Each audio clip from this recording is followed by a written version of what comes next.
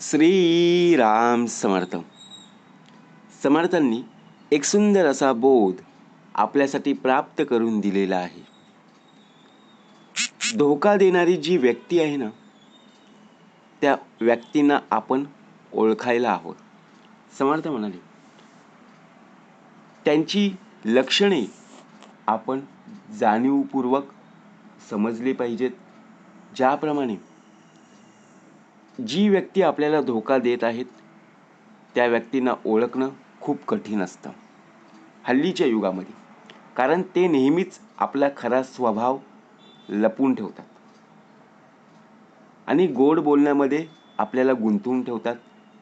अशा लोकांच्या वागणुकीमुळे बघा प्रत्यक्षपणे नाती तुटली जातात, विश्वाससुद्धा नष्ट होतो. म्हणून समजून घ्या, प्रत्यक्षात आपल्याला कोणती व्यक्ती धोका देत आहे.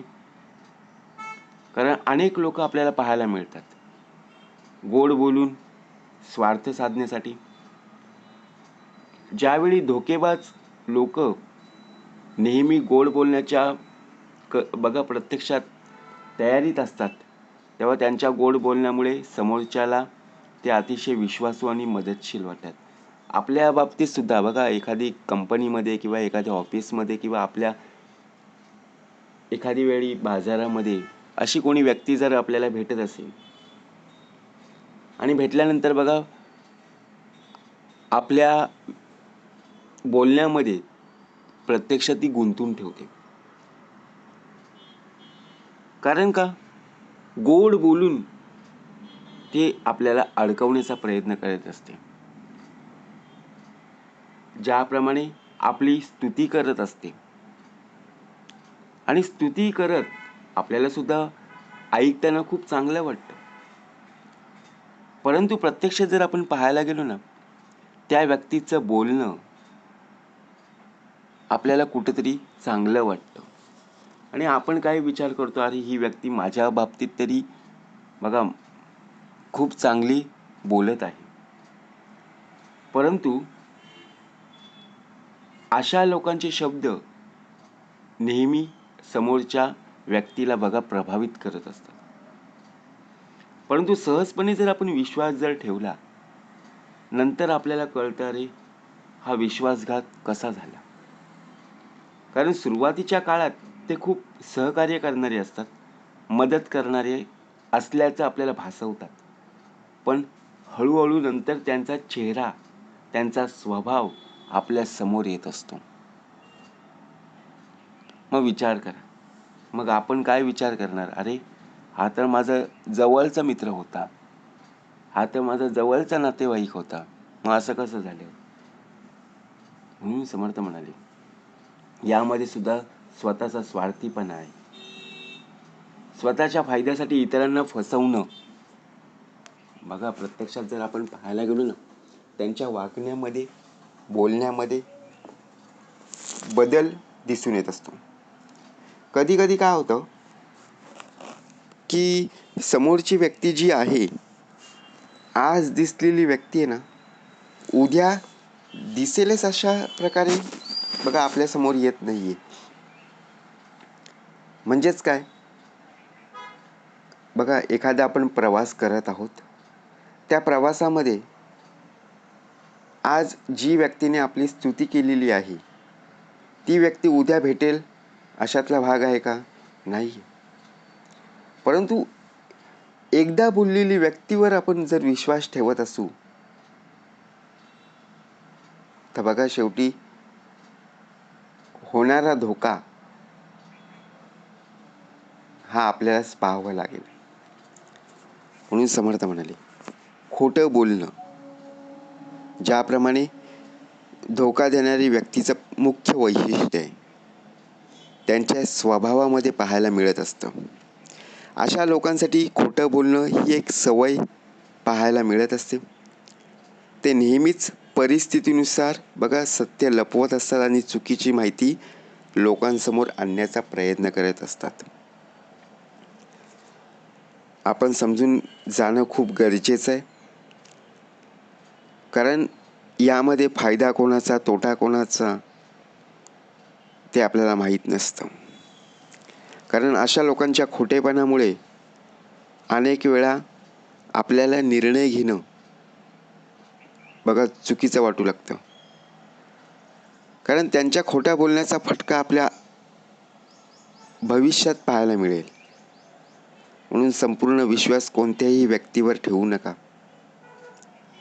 कारण ज्या ज्या वेळेला बघा प्रत्यक्षात आपल्याला जी जबाबदारी दिलेली आहे ती जबाबदारी पूर्ण करण्यासाठी आपला देह ज्याप्रमाणे कष्ट करत असतो, मेहनत करत असतो, परंतु कोणाच्या बोलण्यावर जर बघा प्रत्यक्षात एखादी जबाबदारी आपल्याला दिलेली आहे, ती जबाबदारी पूर्ण न करता जी खोटं बोलणारी व्यक्ती आहे त्या व्यक्तीवर जर आपण विश्वास ठेवला तर बघा आपल्याला जी जबाबदारी दिलेली आहे ती जबाबदारी आपल्याला पार पाडता येणार नाही. मग शेवटी काय होईल?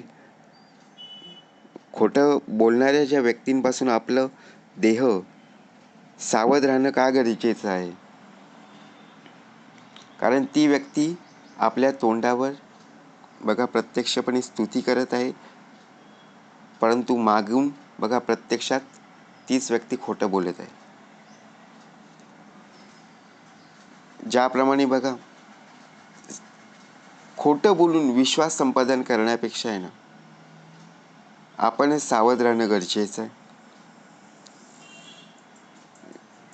का भाग द्यावा लागला? याचा आपल्या आयुष्यावर काय वाईट परिणाम होईल? कारण अशा या लोकांच्या सवयीमुळे, वाईट वागण्यामुळे आपल्या नात्यांमध्ये, आपल्या मित्रत्वाच्या बघा या मैत्रीमध्ये शेवटी तणाव निर्माण होईल. मग विश्वास कोणावर ठेवायचा? सर्वच चांगली लोक आपल्याला पाहायला मिळत असतात, परंतु प्रत्येकाचा स्वभाव पाहणं गरजेचं आहे. कारण नात्यांमध्ये गैरसमज केव्हा होतात? कोणत्या व्यक्तीवर बघा आपण विश्वास ठेवत असतो? समर्थ म्हणाले ज्याप्रमाणे त्यांची लक्षणं ही जेव्हा चुकीची वाटतात तेव्हाच आपल्याला सुद्धा आश्वासनं पूर्ण करावी लागतात. परंतु धोकेबाज लोकांचा स्वभाव असा असतो ना की अतिशय सहजतेने मोठमोठी आश्वासने देतात, परंतु त्यांच्या बोलण्यामध्ये आपल्याला अडकवतात. बरोबर ना? मग त्यांनी दिलेलं आश्वासन नक्कीच पूर्ण होईल असा उद्देश मात्र हा त्यांचा वेगळाच असतो. त्यातूनच स्वतःचा स्वार्थ साधणे, पण ती दिलेली वचनं पाळत नाहीयेत. म्हणून लक्षात ठेवा, ज्या ज्या वेळेला कोणत्याही व्यक्तीवर विश्वास जर ठेवायचा असेल, त्यांच्या बोलण्यावर त्यांचा स्वभाव पाहून विश्वास ठेवला पाहिजे. नंतर पश्चातापाची वेळ येणार नाही. कारण त्यांची खरी वागणूक केव्हा समोर येते? त्यांचा स्वभाव आपल्या समोर केव्हा येईल? ज्या ज्या वेळेला आपण त्यांच्यावर विश्वास ठेवू, ज्यावेळी प्रत्यक्षात विश्वास ठेवलेला आहे, परंतु विश्वासघात जेव्हा होईल तेव्हा आपल्याला त्यांचा स्वभाव पाहायला मिळेल. म्हणून अपेक्षा करत असताना कोणाकडूनही जास्त करू नका, नाही तर तुम्हाला अडचणींना सामोरं जावं लागेल. जी लोक स्वतःचा फायदा घेत असतात अशा लोकांच्या सोबतीत आपला देह असता कामा नये. कारण त्याच्यासाठी प्रत्येक निर्णय हा स्वतःच्या फायद्यासाठीच असतो, मग तो इतरांसाठी कितीही तोट्याचा का असेना. म्हणून अशा लोकांना सहकार्य करणं, मैत्री दाखवणं हे चुकीचं आहे. कारण त्यांच्या या स्वार्थी निर्णयामुळे दुसऱ्यांना मोठं नुकसान होऊ शकतं हे त्यांना माहीत असून सुद्धा बघा ते असे वागत आहेत. म्हणून आपला देह त्यांच्या सोबत असताच कामा नये. समर्थांची शिकवण आहे. कारण ज्याप्रमाणे आपल्याला जेवढं काही मिळालेलं आहे ना, त्यामध्ये आपल्याला समाधानी राहता आलं पाहिजे. कारण प्रत्यक्षात एकमेकांविषयी आपण बोलून त्यामधून काहीच साध्य होणार नाहीये. एखाद्याला बघा उत्तम रीतीने बोलायचं, दुसऱ्याची बघा संपूर्णपणे निंदा करायची, हे चुकीचं आहे. जे आहे ते सत्यपणाने जेव्हा आपण सांगू ना, तेव्हा आपल्या आयुष्यात आपला कोणी बघा विश्वासघात करणार नाही. कारण आपला देह तिथे सावध आहे. म्हणून समर्थ म्हणाले, सावध असणं का गरजेचं आहे. जय जय रघुवीर समर्थ.